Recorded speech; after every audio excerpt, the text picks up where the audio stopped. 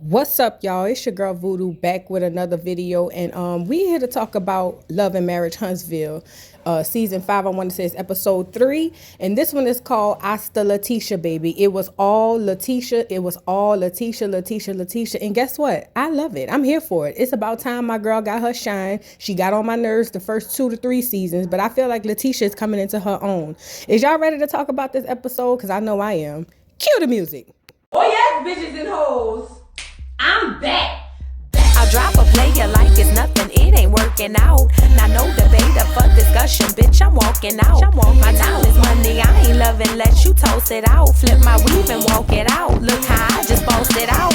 Now come on baby, why you bugging, we can't talk it out. I keeps it moving, I ain't tripping, lost another spouse. I'm just a boss, it's in my blood, no I won't scream or shout. Grabbing my keys.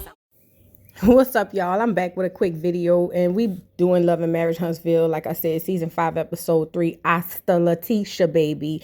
Listen, I didn't really catch on to it because I didn't see the title of the episode until after I watched it. But I'm like, this is all Letitia, all Letitia. Every scene is Letitia, Letitia, Letitia. And you know, season 1 through 3, it would have annoyed me. I ain't gonna lie. But somehow it seems like Letitia has gotten this glow up, and I'm here for it. I'm here for this beautiful black woman making her rounds, handling businesses, even her husband. She working on that, but she handling it. And, you know, making her name and herself known in this space. And I think that she deserves this. But let's get into the episode. So the episode opens up with Letitia talking to her scandalous cousin Kiki, and telling her that she really didn't appreciate her going around talking talking about her like that. And she said, you know, she felt like it hurt her that she did what she did. And she can't believe that she went over there with Mel and all of that and being messy and whatnot.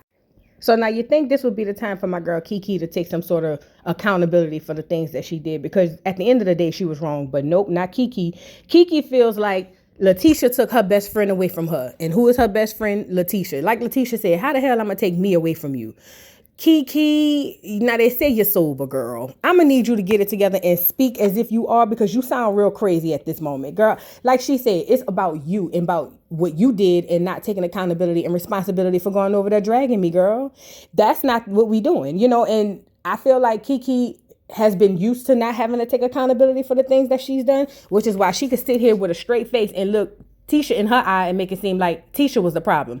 No, it was you stealing prescription meds and your actions thereafter that was the problem, Kiki. That was the problem. So Tisha lets her know, girl, look, I did everything that I could do for you, child.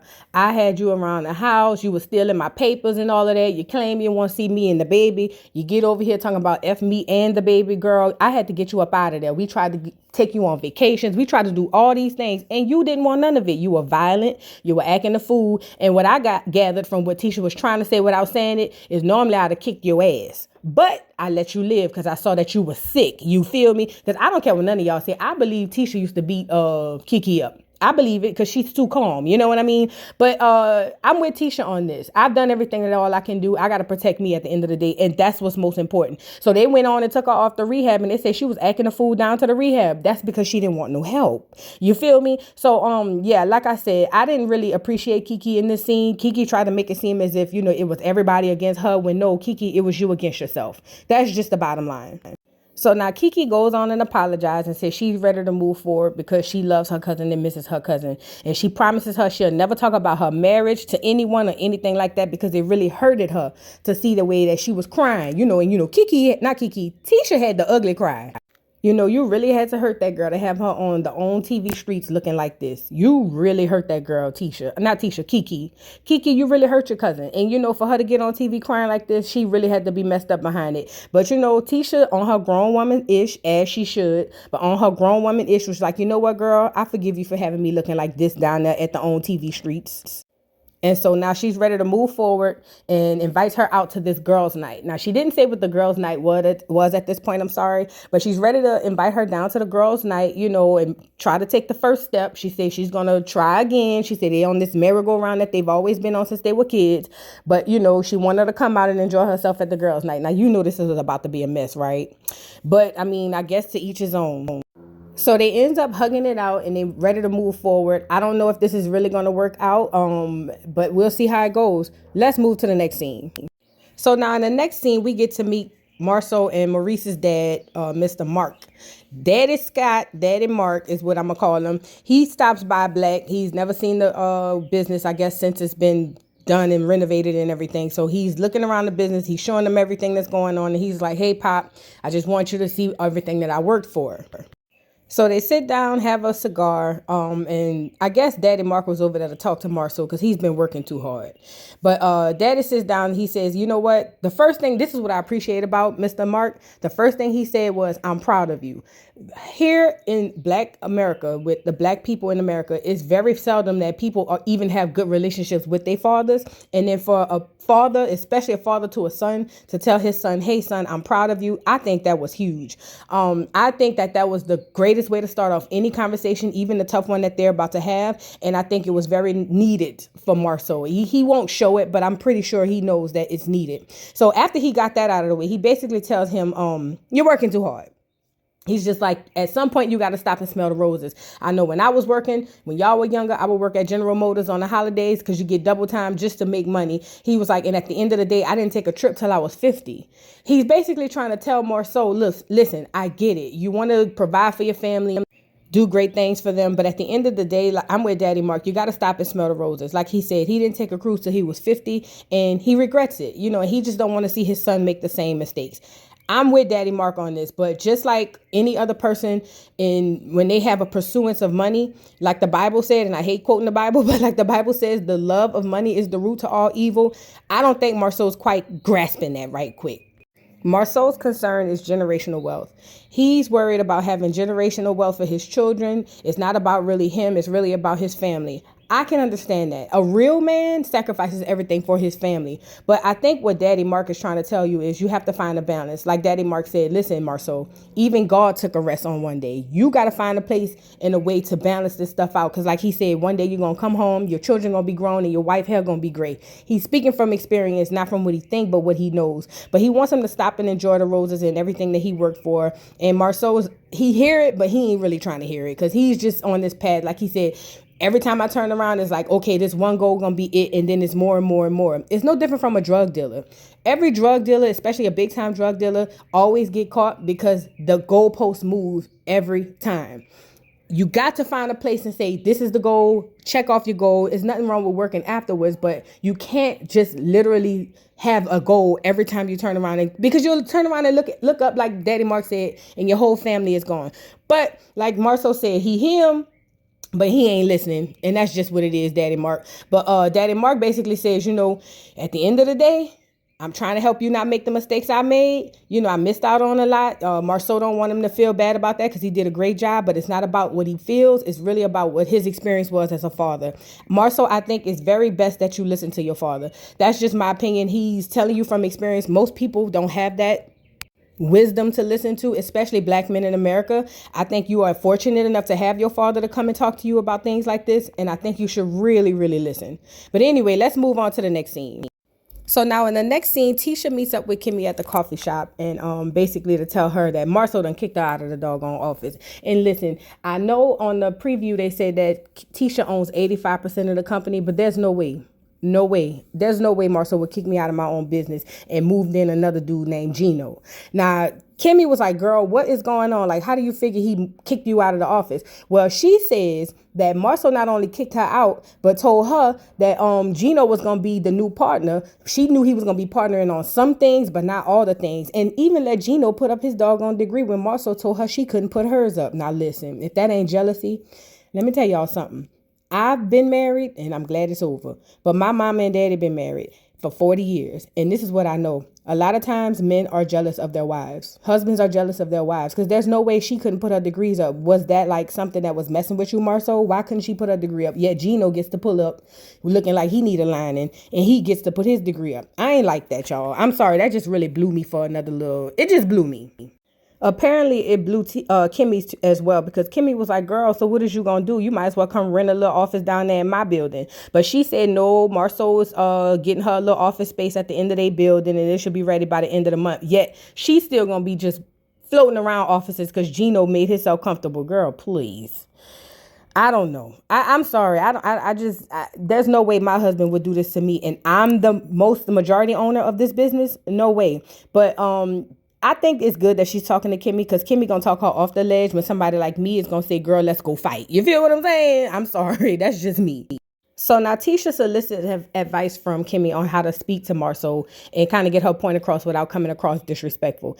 And Kimmy said something that was really good that I think a lot of us need to take into account. She said, it's really not what you say, it's how you say it. It's your approach and everything like that. She was like, because, these Scott boys are something else. Tisha's over there saying, because, I always see you and Maurice, I'm sorry. Y'all come to an agreement. It's everything cool. And she was like, y'all only see the ending of it. Y'all don't see the process. She was like, but sometimes it'll help if maybe you catch them before a session, during a session, after a session, and just watch your approach and how you word your things and basically get your point across without being disrespectful. That's with anybody, though. I understand that. I think that goes for all relationships. I don't think there's a relationship on the planet where you can just come off to somebody negatively and expect the result. So I think that was great advice for Kimmy to give to Tisha because Tisha needs that because Marcel is a hard one. Good luck, Tisha. I still don't feel like you're going to make it, but okay, girl. So now while all this is happening, Kimmy's phone rings and it's Mel inviting her out for a spa day. And, I think this is the moment in time where Kimmy's coming around. She's feeling better. She's looking better. She wants to get out a little more. I know Maurice don't want her out, but she's ready to get out more. She was like, girl, I am down for it. Let's do it. She was like, but, mind you, I'm sitting here with Tisha and we having a conversation. So now while all this is happening, Tisha decides she wants to talk to Mel. Tisha gets on the phone with Mel and was like, hey, girl, how you doing? And Mel was like, hey, girl, what's up? And she was like, girl, I would love to invite you out. We're doing a girls' night thing. I think it's something good for us to get out and, just hang out and just decompress or whatever. And ironically, Mel said, send me the information. Now, Mel don't like going around the girls, but I think Mel's going to show up for this one. And I think she should because this is a group cast and a group effort. So let's see if Mel shows up. Kimmy is over there in disbelief as we all are because she was like, girl, I was so scared. Like, Tisha, this is not the place or the time for you to be getting into it with this girl. But she was actually shocked that Mel said just send over the information through Kimmy. So Kimmy, she's like, okay, girl, this is, some sort of piece. Let's take this piece, the little piece that it is. I'll take it and let's just move forward. I'm here for it as well. So now we move to the next scene. Marcel and Tisha's at home with the kids. And I want to say this. Marcel's over there teaching the kids how to play chess. That is the best thing a father or parent, period, can do for their child is teach them how to play chess because life is literally a game of chess. So shout out to him. My daddy taught us when we were growing up. I think it's super dope, super great that he's doing that with the kids. But they dare to have a quiet dinner and they move on to the dining room to have that. So now they get down there to the dining room. Everybody's sitting around there eating. And here come Marcel with his shady comments talking about how y'all like it having your mama here to cook and she don't cook every day. But the gag was on him because the kids was like, why don't you cook? Like the little girl said, the tables have turned. You can cook too as well. Why are you putting that all on mama? And, Marcel didn't like that. Marcel was like, oh, my God, my kids are turning against me. No, they just know that you on that BS and they not here for it. They going to protect their mama as they should. And at the end of the day, that was an inappropriate comment to make at the table with the kids anyway, because you're trying to be shady and you putting these kids in a position to where they feel like they have to defend their mother. So it sounds about right to me, but that's just my opinion. So now MJ jumps in and was like, I wouldn't talk to my spouse like that if I was a man, and basically checking his dad. And Marcel couldn't believe it. Like, how could you turn against me? No, he's not turning against you. He's being honest. You talking to your wife real crazy at the table with the kids. It's not okay. You shouldn't be doing that. And, Marcel, you got to take the L on that. You have to practice couth and tact, which you don't have because you're one of them old good Southern men who feel like you can't do no wrong and your little boy done check this. Shout out to MJ for checking his daddy because he should, because Marcel, you was dead wrong. Dead wrong. And I'm glad all the kids turned against you so you can see how really silly you look and you sound. So now as they dismiss the kids or whatever, Tisha tells Marcel she didn't appreciate what he did in front of the kids. And she was like, why would you do that? And basically tells him he doesn't understand what it's like being a woman in business, especially being a wife to a husband that's a partner, and basically being told that you got to get up out of your office so his homeboy can move in. I'm with Tisha. I'm 85% owner. There's no way you're going to kick me out of my office so your partner can move in and put his degree up on the wall as if y'all was doing something. No, ma'am. And like she said, I'm the one making all the moves. Scope wouldn't be where it was if it wasn't for me. Yet you push me out to let your homeboy move in and put his degree up on the wall when I couldn't put mine on the wall. And then it was at short notice. Now this girl floating around the coffee shops to do business because you got your partner in there. No way. I can't see it. I'm sorry. I just can't see it. But, like Marcel, being true Marcel, he don't understand. He's just like, well, listen, This is where words are extremely important, because what Marcel did was take Tisha's words and flip them on her. So when she goes, hey, you don't understand how it is being a woman in business and a wife, he goes, well, you wouldn't understand how it is being a man. As a man, the order of protecting and providing is weight on you heavy, and that's what I would want to do. So at the end of the day, you don't understand the way it is being a man. And she says, well, I might not understand. He said, no, you don't. So I can flip that on you just as well. This is why words are very important. In my opinion, I wouldn't have said being a woman. I would have said being the owner. Let's take the gender off the table. As the whole majority owner, because I think she's got 85% and he has 15. As majority owner, there are a lot of things that is being done around that business that I have no wherewithal to know. And I feel like I should know as owner, period. But true Marcel fashion, Marcel was like, well, Robert Kraft owns a doggone football team. He's not in the day-to-day operations. First of all, you comparing a huge corporation to a small business. I'm not saying their business is not a corporation. It is, but it is a very small one. There are not thousands and thousands or even hundreds or even the tens of employees to where the owner can't be in on it, like in the everyday operational, portions of the doggone business. And he knows this, but he's playing on words. He's trying to play on her saying, aren't you the doggone owner? I'm the president. The president should be involved in the hiring and firing, not the owner. And I really truly believe that Marcel tried to really compare doggone apples to potatoes, because you do not own a business on the level of a Robert Kraft. You don't. You own a small business, a small entity that needs leg work to get off the ground so that you can be such as like a Robert Kraft and the Patriots or whatever the case may be. You don't own McDonald's. You're not the owner of McDonald's or Burger King or some huge corporations where you're not doggone, the owner, isn't in the day-to-day processes. As the president, yes, in a huge corporation, you would be in charge of that, the hiring and firing. But in a small one, I feel like she has a right to know, especially when it affects her personally, where she's getting kicked out of her office. Like Tisha said, you told me last minute I got to move out. Now I'm over here floating like a damn, flying like a butterfly, stinging like a bee, and floating like what's his name, Muhammad Ali. Girl, no way. But she feels like she needs to be involved in the hiring and firing, and he disagrees. But again, he's using a play on her words. You're the owner, I'm the president. You act as the owner, I act as the president. Basically, play your role. Child, I play my role and say, as the owner, you fired. I ain't got time to play with no doggone Mark. So listen, I get it. He's doing the day-to-day operations. He over there talking about Gino has more experience, but I have more credentials. I would never tell him how to handle things, like as far as processes. Understood. And she's not trying to tell you how to handle your thing as the president, but she needs to be in the know of what's going on in the day-to-day stuff. That's just what it is. But at the end of the day, you kicked your wife out. And that wasn't okay. That was not okay. You're wrong for that. As a president, your ass can be fired. I'm just saying. But Tisha said she didn't know that boy was moving in. She knew they was doing some partnering on some stuff, but she had no idea that he was moving in. Marcel expresses how hard it is working with his wife and how, he's there for the better business or the better purpose of the business. And Tisha feels like basically you can't work together with her because you sabotaging her and you done stole her doggone desk. And look at him playing on words. Where are you coming from with these words? Sabotage? Stole? Yes, that's exactly what you did. You're not about to fool me like you fooled Tisha. That's what you did, Marcel. That's what your ass did. Now, in my opinion, if I was Tisha, I would say, listen, President, you can keep your 15% share, but if you don't get on board the way I want things to go, then your ass got to go find another job. Sorry. That's just how I would feel. You would have to go find another job. If you're going to go against the owner because you feel like the president should have more power, which she shouldn't or he shouldn't, baby, you got to go. Anyway, let's move on to the next scene. So now we move to the last scene, and it's the day of the spa day. And can I say all the ladies look cute, but that fuchsia pink on Tisha was giving. Girl, you looked good. You look good with the T at the end. Girl, you look the fuck good. Okay, so Tisha's got the girls down there. She's ready to do this spa day. All the girls are arriving. Right here in this picture, you got Kimmy and Stormy there. They're all excited for the massage and for the spa day. I'm here for it. I'm like, okay, this should be a relaxing, fun event. But as we know with the girls, it's going to always be drama. There's no such thing as a relaxing, fun event. The girls are messy.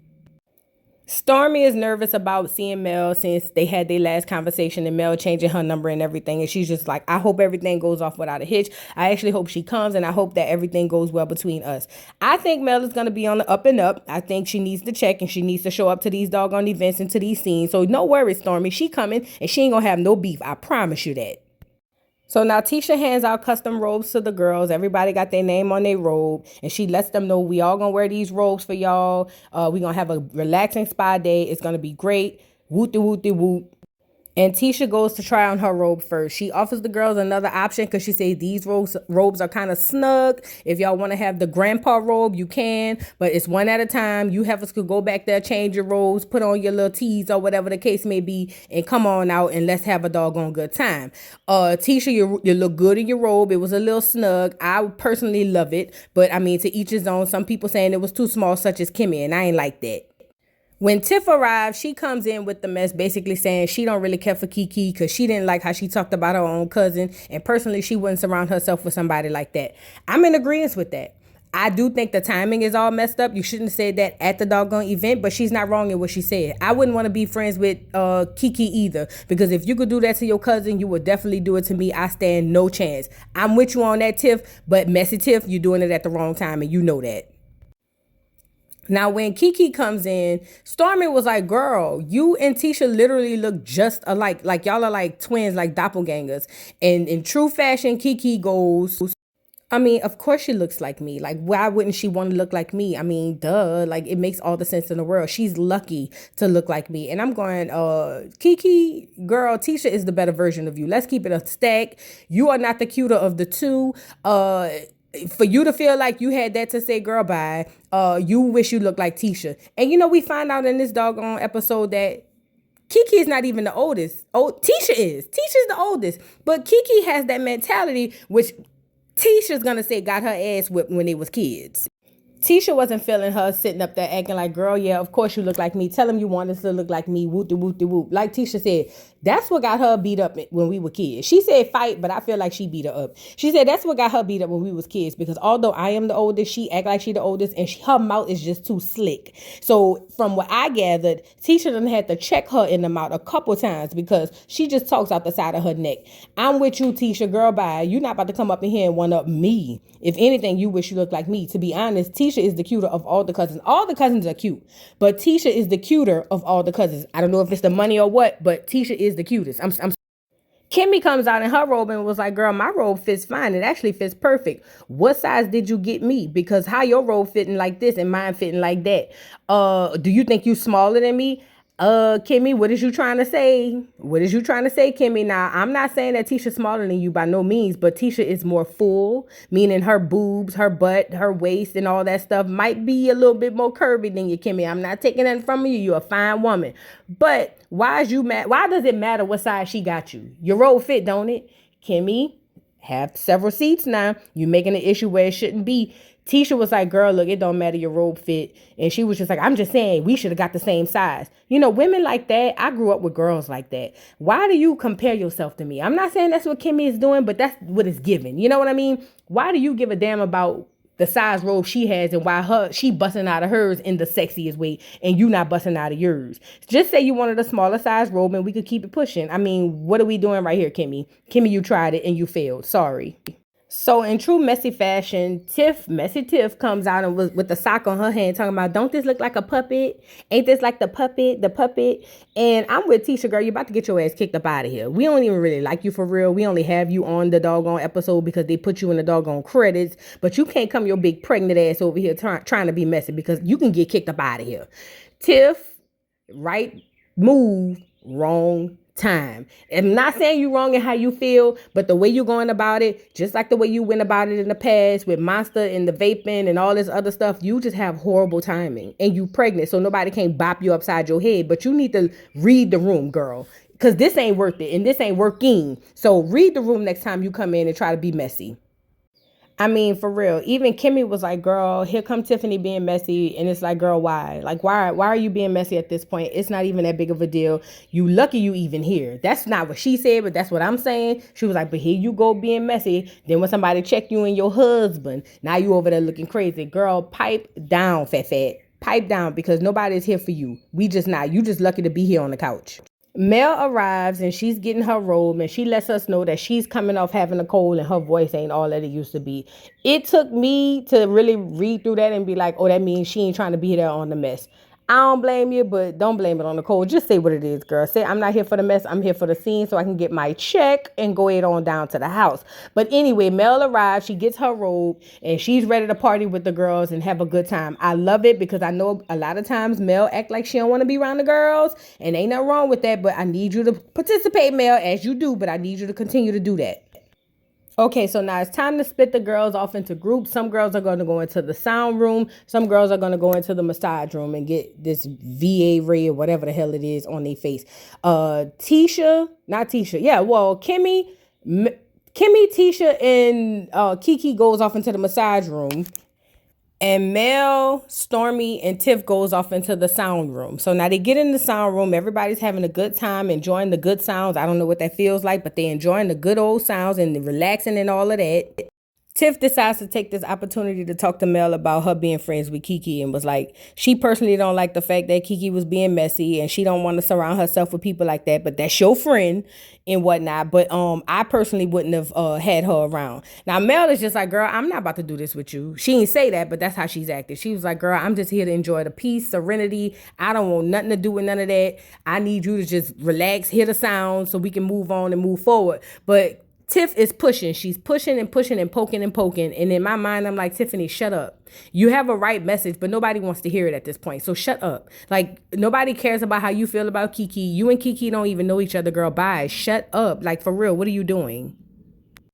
Even Miss Stormy was like, girl, look, Mel is not hearing you. Mel is over there talking about the zen and the peace while you trying to be messy. Girl, just leave it alone. Like, these girls are not here for this. These girls don't care. Like, you need to stop it. You really need to stop it. But, you know, Tiff is going to be messy Tiff. That's why I've always called her messy Tiff. She's going to push it and push it and push it. But Mel is not giving her the ammo to use. Mel is just like, girl, I'm here for peace. I'm not here for that. Stormy was trying to give her the bait and be like, girl, just relax, just chill. But she don't want to hear it. She just want to go on and on and on. And I'm with Stormy, girl. Shut up. We don't care. Shut your mouth. Now, simultaneously, while Kiki's over there getting her massage, Tisha and Kimmy are having a conversation, and Kimmy is like, I'm glad that everybody could come together. I see that you and Kiki are back on a good page. And Tisha was like, you know, we had a conversation. We ready to move forward. It's a merry-go-round sort of a relationship, but we ready to move forward and try to do something better with our lives and actually be able to be cousins and be friends again. Kimmy is here for it. She was just like, because girl, the way she was dragging, I'm glad y'all can come to a good consensus. And me personally, I'm glad they can come to one as well, because personally, if that was my blood cousin, it would take a lot for me to forgive her. And I think it would be hard for me to forgive her so soon. Is that bad, y'all? But that's just how I feel. I don't know. I just would be like, girl, how could you do this to me? You my cousin. You are my cousin. How dare you? But anyway, Kiki comes back from her massage and sits down and was just like, listen, girl, I know we had our issues or whatever, but we are working it out. I love you. You my cousin. Woot de woot de woot. And I'm just sitting here going, watch her, Tisha. Watch her. But she was like, we done been through the mountains and the hills, and we trying to go down the valley low so we can be good and good cousins. And I'm sitting here going, girl, I wouldn't trust her. I'm sorry. I'm with Tiff on this. Right thing, wrong time. But I'm with Tiff on this. It's hard to trust somebody who will go against you for any reason, especially when it's your blood cousin. Like, come on now. We got to be realistic about this. That would be really hard for me. I'm sorry. Maybe God ain't finished with me yet, because I'm sorry. I don't know. So now Kiki goes on to express how she feel like Kimmy instigated it by going back and telling Tisha what she said. No, she didn't. She was being informative, and she's a good friend. I would be the same way. And if my friend came back and told me my cousin was dragging me, I would want to know. But as Kiki is, she don't want to take accountability for that. And now she's trying to put it on doggone Kimmy. Girl, bye. It is not Kimmy's fault that you went around there dragging for your cousin while she wasn't there to all these people who claim to be her friends but really ain't. Sorry, Kiki. It's your fault. So Kimmy was like, girl, everybody said the same thing. So you mean to tell me if everybody's saying the same thing about you, then it's their fault and not yours? And in true ignorant fashion, Kiki was like, yeah, it's everybody else's fault because I wasn't being messy. But nobody wants to talk about how Stormy was the one who instigated this. Stormy was the one brought it up. That's the only reason I said something. And I'm like, girl, what? Don't get me wrong. Stormy was new to the group and she said a couple things that she should not have said. But I don't think Stormy instigated it. I believe Kiki was there to spill the tea. And she did just that. You spilled the tea. Like, girl, take accountability for that. You don't know nothing about that, though. Kimmy then turns to Tisha and be like, did I not tell you that Stormy was saying stuff as well, but I didn't know Stormy at the time, so wasn't really much I could have told you. And Tisha was like, well, you probably did, but all I really heard was what you were saying about me and my husband, which anybody would. You kind of tune everything else out when you feel like the tea is being spilled about you. So, I believe that Kimmy told her, yeah, girl, this girl Stormy said something, but like Kimmy said, I didn't know her from a can of paint, so what more can I say about her? But what I did know was Kiki is your cousin, and she was down there dragging for you for filth, and that I came to tell you. But at the end of the day, I don't think Kimmy did nothing wrong. Tisha don't think Kimmy did nothing wrong. Kiki is the only person that feels like she was wrong or everybody else is wrong and not her. And that here is the problem. Nobody else is wrong. It's just you, Kiki. So now the girls in the other room hear all the commotion and they hear Stormy's name. So they decide to come over and see what's going on, as they should. I'm with Stormy. Y'all talking about me, girl. Let me see what y'all saying while I'm in here. And Kimmy didn't stop talking, saying what she was saying. She said, look, I didn't know the girl, but I did come back and tell her what she said. But at the end of the day, the focus was on Kiki, not really on Stormy. But Stormy's sitting there like, girl, what happened? What had happened? What y'all said about Miss Stormy? Or whatever the case may be, I need to know. Kiki takes this time to sit up in her chair to say, I really don't want to talk about the Stormy issue, but I will like to say that Tiff had something to say about me and she didn't know me. And I didn't appreciate her speaking on my situation with my cousin, and she don't know me or my cousin. You ain't got to know y'all to know that you was wrong, Kiki. I don't know y'all, and I feel like you was wrong. I don't give a damn what's going on. You should not be sitting down in no conversations with no people who don't like your cousin and dragging for your cousin. That's just period. Like, I don't know where y'all was raised, but where I was raised, girl, that's grounds for dismissal, girl. What are you saying? Tiff stood on her square and said, girl, I said what I said. At the end of the day, as a cousin, you wrong for sitting there dragging for your cousin with other people. And personally, I wouldn't want to have nobody like you around. She was like, nah, I ain't come from no big family or nothing. However, if I did, I would feel some type of way if my cousin was down there dragging for me with some girls who don't like me at the moment. Just period. Nah, Tiffany, you're not wrong. You're not wrong. I just feel like your timing is off, girl. And I know the producers, probably Carlos, told you to go down there and say this. But I just think other than the timing, you're not wrong in what you're saying. But, I mean, Kiki is 1,000% wrong. Like, what are we talking about? There's no debate about this. Kiki basically feels like Tiff don't have a leg to stand on and don't have a right to say nothing about her relationship with her cousin. Well, she do when you bring it out in the open. Sorry, she do. I think that Kiki is delusional. I believe that Kiki wants to dissolve herself of all responsibility for the things that she did, and it's just not gonna work, Fat. It's just not gonna work. You're wrong. You shouldn't have been down there dragging for your cousin, and that's just that. And that was the end of the doggone episode, girl. Look, who do y'all side with? Do y'all think that Kiki should be forgiven and we all move forward and her not take responsibility for what she did? Do y'all think that Tisha have every right to move forward with her cousin and just move on like nothing happened, or do y'all think that basically Kiki need to fall in line? I think she do. She need to fall in line and forgive or ask for forgiveness from her cousin because she did her dirty. Tiffany, was she wrong in saying what she said at the time and that she said it? And how do y'all feel about Mel just paying the dust in the doggone sauna because she ain't want no drama?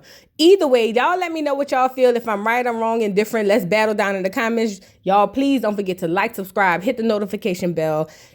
Follow me on TikTok, as I always say. And I will see you hoes later. I love y'all. Bye. Mr. Carroll,